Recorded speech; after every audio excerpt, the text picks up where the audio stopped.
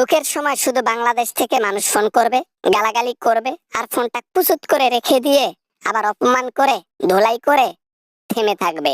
এটাই পাচ্ছে। এখন কে ফোন করছে? বাবাজি, হ্যালো হ্যালো, কে কে?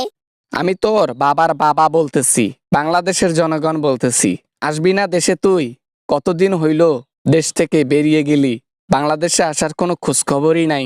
আসবি না নাকি কখনো বাংলাদেশে? বাংলাদেশে যাব কেমনে? বাংলাদেশে যাওয়ার কোনো রাস্তা আছে?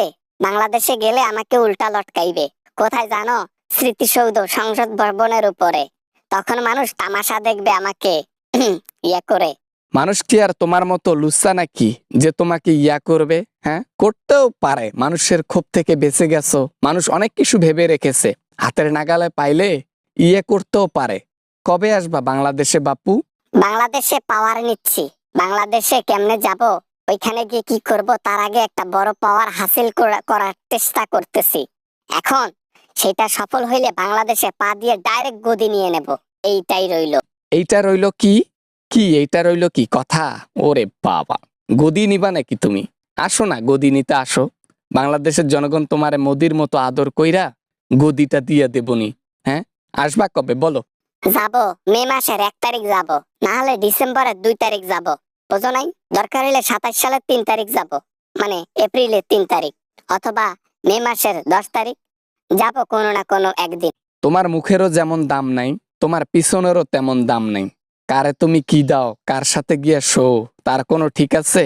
মুখেরও এরকম দাম নাই। এখন বলো এক কথা, পরে বলো আরেক কথা, এটাই তোমার জীবন। হাকাও হাকাও বাংলাদেশে গিয়ে বাংলাদেশের মানুষ বর্তমান বাঘের চাইতেও নিকৃষ্ট হয়েছে। বাপরে বাপ! এইবার মানুষের ভয়াবহতা দেখেছি, এইবার মানুষের রাগ দেখেছি। রাগ দেখে প্যান্টে মুতে দিয়েছি আমার বাথরুমে। মানুষের রাগ তো পরে দেখেছো। আরে, শুধু বাংলাদেশের মধ্যে আর আধা ঘন্টা যদি থাকতা না, তাহলে বুঝতে পারতা মানুষের রাগ কত পরিমাণ হইতে পারে। হ্যাঁ, তাতে তো তোমার ঘরের একটা সুই পর্যন্ত রাখে নাই। যায় না, সবই লুটপাট করে নিয়ে যাক, সমস্যা নাই। আমার যত টাকা পয়সা আছে সবকিছু ব্যাংকে রাখা আছে। ওগুলা তো আর কেউ লুটপাট করতে পারবে না। ওগুলা সেইভাবে রাখা আছে মজুত করে। আপনাদেরই টাকা সব। হ্যাঁ, সেটা তো আমরা ভালো করেই জানি। বড় বড় উন্নয়নের পিছনে বড় বড় চুরির হাত রয়েছে আপনার। জনগণের পকেটের টাকা দিয়ে চলাফেরা করতেছেন। বেশি দিন আর নাই, বাংলাদেশে ব্যাক করতে হবে মোদির নির্দেশে। আমার ভাতার মোদি কখনো আমাকে ছাড়বে না। আমার ভাতার মোদির সাথে আমার বিয়ে হয়ে গেছে। আমরা নগদ সময় বাচ্চা কাচ্চা নেওয়ার কথা ভাবতেছি। সম্পর্ক গাঢ় হয়ে গেছে, আর ছাড়বে না ও আমাকে।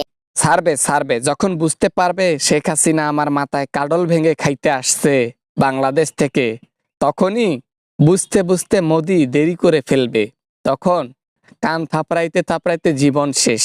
এই এই এই তুমি সব কথা এইভাবে বলিও না, বুঝছো? বাংলাদেশের লোক তোমরা ভালো না। তোমাদের জন্য কত কি করলাম, অথচ তোমরা আমার পিছনে লাথি দিয়ে বের করে দিলা।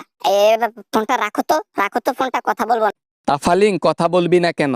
শেষের বেলায় কতগুলো মানুষকে হত্যা করে দেশ থেকে চলে গেলি, কতগুলো বাবা মায়ের বুক খালি করলি। হ্যাঁ, কত যে মানুষ কান্না করেছে।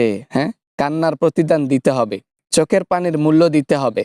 এখন নয়তো কালকে, কালকে নয়তো পরশু, পরশু নয়তো তরশু। একদিন তোকে জনগণের হাতে পড়তেই হবে হাসিনা। পার পাবি না, পার কোনোদিনও পাবি না। ফোনটা রাখলাম। হ্যালো বন্ধুরা, আশা করি সবাই ভালো আছেন। আমিও অনেক ভালো আছি।